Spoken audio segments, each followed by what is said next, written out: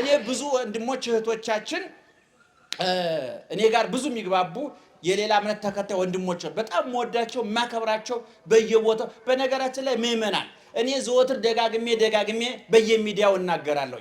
ሃይማኖት ሌላ ነው፣ ማህበራዊ ኑሮ ሌላ ነው። ከጎረቤት ካለው ከፕሮቴስታንቱ ከሙስሊሙ ከካቶሊኩ ጋራ ተግባብተህ ተስማምተህ ተደማምጠህ የመኖር ግዴታ አለብህ። ገበያው የጋራ ነው፣ ፖለቲካው የጋራ ነው፣ ኢኮኖሚ የጋራ ነው፣ አውቶቡሱ ታክሲው የጋራ ነው፣ ሁሉ ነገር የጋራ ነው። ሃይማኖት የግል ነው። እነሱም በእኛ ጣልቃ መግባት የለባቸውም፣ እኛም በእነሱ ጣልቃ መግባት የለብንም። በጣም አዝናለሁኝ። አሁን በየማህበራዊ ሚዲያው ላይ እልህ ተያይዘን እንዴ እኛ እኮ እውነቱን ለመናገር አንድ ኦርቶዶክስ ማርያም አማላጅ ናት ሲል ወደ ላይ እመቤታችን ከመጠቆም ይልቅ እጎኑ ያለውን ፕሮቴስታንት ለማበሳጨት እኮ ነው የሚመስለው። እነሱም ኢየሱስ ጌታ ነው ሲሏቸው ምን ማለታችን ነው? ምን አባት አመጣለን? ኢየሱስ ይክበር አይደለም። እኛም እልህ ውስጥ ገብተናል፣ እነሱም እልህ ውስጥ ገብተዋል። ይሄ አያተርፈንም።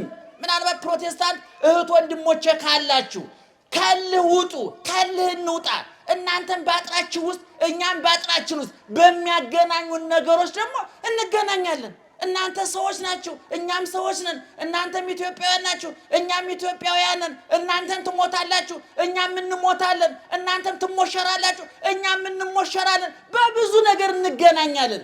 ነገር ግን የኢትዮጵያ ፖለቲከኞች የሐሳብ ድርቅ የመታቸው ስለሆኑ በሐሳብ መከራከር ስለማይችሉ በየሃይማኖቱ በየብሔሩ መልከስከስ ይወዳሉ። እውነቴን ነው የምላችሁ። ስለዚህ ሃይማኖት ራስ ነው ይቻላል። እኔ ብዙ ፕሮቴስታንት ፓስተር ወዳጆች አሉ፣ ብዙ ፕሮቴስታንት እህቶች ወንድሞች ወዳጆች፣ ብዙ ሙስሊም ወዳጆች አሉ። በማተቤ ግን አልደራደርም። እኔ ነግሬያቸዋለሁ። እኔ ለ10 ደቂቃ ፕሮቴስታንት ሁንና የቢልጌት ሀብት ተሰጥቶ የማቱሳላ እድሜ ተሰጥቶ ትኖራለህ ብባል አላደርገውም። እኔ ማርያምን ነው የምላችሁ።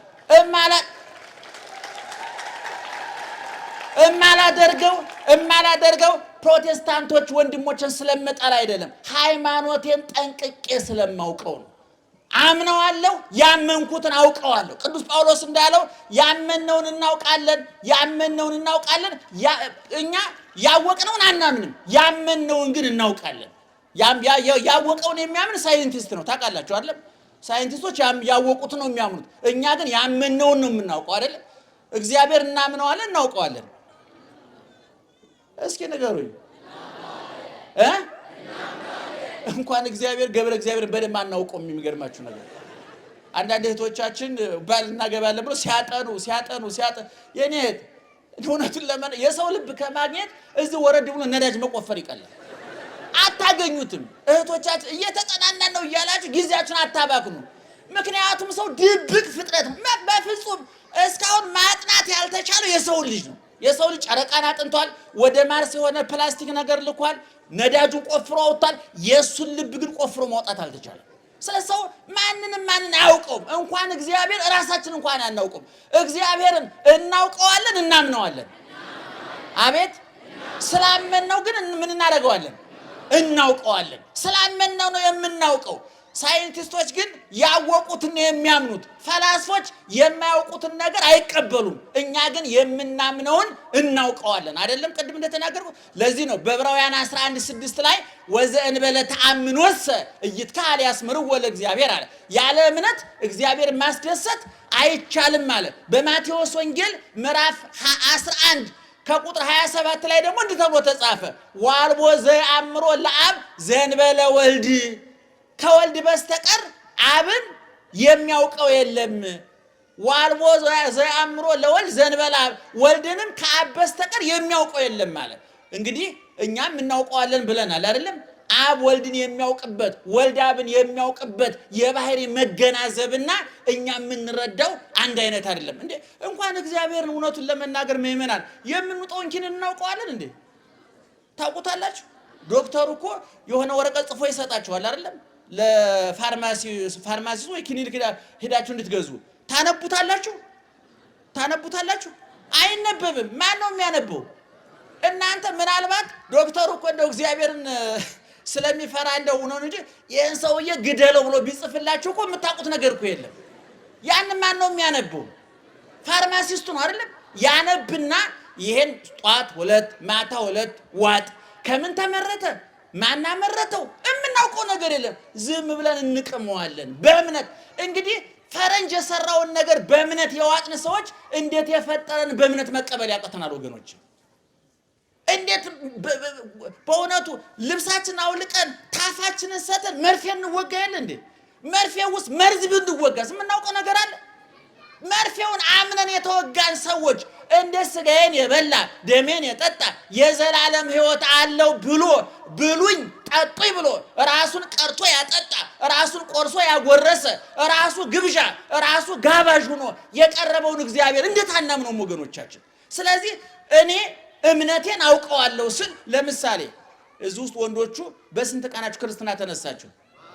ሴቶቹ እናቶቻችን እናንተን በ40 ቀናችሁ በ80 ቀናችሁ ክርስትና ሲያስነሷችሁ እናቶቻችን 40 80 ከሚለው ቁጥር ውጪ የሚያውቁት ነገር አለ? ያለ የኔ እናት እኔም በ40 ቀኔ ወደ ቤተክርስቲያን ወስዳ ክርስትና ስታስነሳኝ 40 ቁጥር ብቻ ነው የምታውቀው። አባቴም እንዲሁ ነው፣ አያቴም እንዲሁ ነው። ወደ ኋላ 7 ትውልድ ቢቆጠር ወንዶቹ ቤተሰቦች በ40 ቀናቸው የተነሱት መጽሐፍ ቅዱስ ምን ይላል የሚለውን አያውቁትም። ነገር ግን እኔ እናቴ በየዋህነት የሰጠችኝን በኋላ በስዬ እግዚአብሔር ፈቅዶልኝ ጉባኤ ቤት ውዬ ምስጢር አደላድዬ መጻሕፍትን ሳገላብጥ ሊቃውንትን ስጠይቅ ግን እናቴ ለካ በየዋህነት ያደረገችው መጽሐፍ ቅዱስ ውስጥ የተጻፈውን ነገር ነው። ኦሪት ዘሌዋውያን ምዕራፍ 12 ላይ እግዚአብሔር ለሙሴ እንዲህ አለው ይላል፣ ወንድ ልጅ በተወለደ በስንት ቀኑ? ሴት ልጅ በተወለደ በስንት ቀኗ? በ80 ቀኗ ወደ እግዚአብሔር ቤት ይምጡ። ይህን ተውት፣ የብሉይ ኪዳን ነው እንበል። በሉቃስ ወንጌል ምዕራፍ 2 ቁጥር 22 ጀምራችሁ አንብቡት። እመቤታችን ክርስቶስን ወልዳለች። ክርስቶስ ወንድ ነው ሴት? እንዴ እናንተ ጉዶች! ወንድ ነው ሴት? ድገሙት ድገሙት። ስለዚህ እናቱ ማናት? ማርያም አይደለች። ማርያም እናንተ ሰፈር ያለችው ናት። ድንግል ማርያም ነው የሚባለው። እንደው እመብርሃን ድንግል ማርያም ነው የሚባለው እንጂ እኔ እንኳን ባቅሜ እንደው መጋቢ አዲስ ካልተባልኩ ይከፋኛል። ይገርማችሁ ምንም እኮ የደከምኩበት ነገር የለም። ያለ ማንጠልጠያ አይጠራም፣ ነውር ነው። ይሄ ዘላንነት ይባላል፣ ድፍረት ነው። እውነቱን ለምን ጳውሎስ አይባልም፣ ቅዱስ ጳውሎስ ነው ይባለው። ነዷል፣ ታርዷል፣ ተገፏል፣ ተገርፏል፣ ተርቧል፣ ተጠምቷል። ሲያንሰው ነው። ሌላም ነገር እንደው እሱ እንደተናገረው ሲያንሰው ነው። ለድንግል ማርያም እመቤታችን አንዳንድ ሰዎች የሚጽፉ ሰዎች አነባለሁ አንዳንድ ጊዜ እንደው በቤተ ክርስቲያን እንደ እመቤታችን ምስጋና በዝቷል የሚሉ ያልበላቸውን የሚያኩ ሰዎች አሉ። ይገርማቸዋል። እኔ ደግሞ አሁን በደረስኩበት ግንዛቤ ስለ እመቤታችን ገና መናገር አልጀመርንም። ማርያምን ነው የምላችሁ። ገና መናገር አልጀመርንም። መች ተናገርንና? ምን ተጻፈን? ምን ተነገረና? እንኳን ስለሷ እውነቱን ለመለለ ሌሎች ቅዱሳን ገና ተነግሮ አልተጨረሰላቸው። እና ምን እያልኳችሁ ነበር? አቤት ክርስትና በእመቤታችን ማንን ወለደች? ወንድ ነው። ክርስቶስ ምንድን ነው? ስለዚህ ወደ ቤተ መቅደስ የሄደበት በስንት ቀኑ ነው? በ40 ቀኑ። በሉቃስ ወንጌል ምዕራፍ 2 ቁጥር 22 ላይ እመቤታችን ክርስቶስን ይዛ ወደ ቤተ መቅደስ በስንት ቀኑ ሄደች? በ40 ቀኗ። የኔ እናት ሳታውቀው እናቷን ድንግል ማርያምን መስላለች ማለት እኮ ነው። እኔንም ከክርስቶስ ጋር አመሳስላኛለች ማለት ነው። ስለዚህ እናቴ በየዋህነት ያደረገችውን እኔ በእውቀት አረጋግጬ ዘግቼ ነው የተቀመጥኩት። እኔ ብዙ መጻሕፍት አነባለሁ። እኔ ፕሮቴስታንቶች ወንድሞች የሚጽፉት እናነባለን፣ ፍልስፍናው እናነባለን፣ ስለ ሙስሊም የሚጻፈው እናነባለን፣ ስለ ፖለቲካው እናነባለን። ያ ለጠቅላላ እውቀት እምነታችንን አሽገን አስቀምጠናት አትነካካ። የማይንቀሳቀስ በጀት ይባላል በባንክ ቤት ታውቃላችሁ? የማይንቀሳቀስ ገንዘብ አለ። ያይንቀሳቀስም ወለድ አይጠየቅበትም። ይሄ ወለድ የለውም። ጥሬውን አስቀምጠን ዘግተናል። ተዋህዶን በልባችን አትመን ተቀምጠናል። ለጠቅላላ እውቀት ቅድም እንዳልኳችሁ ነው። የሶቅራጥስ ይነበባል፣ የኦሾም ይነበባል። ያ በዚህ ገብቶ በዚህ የሚወጣ ያኛው ግን በዚህ ገብቶ ወደዚህ የሚገባ ነው። ሃይማኖት ከደም ጋር የሚዋሃድ ነው።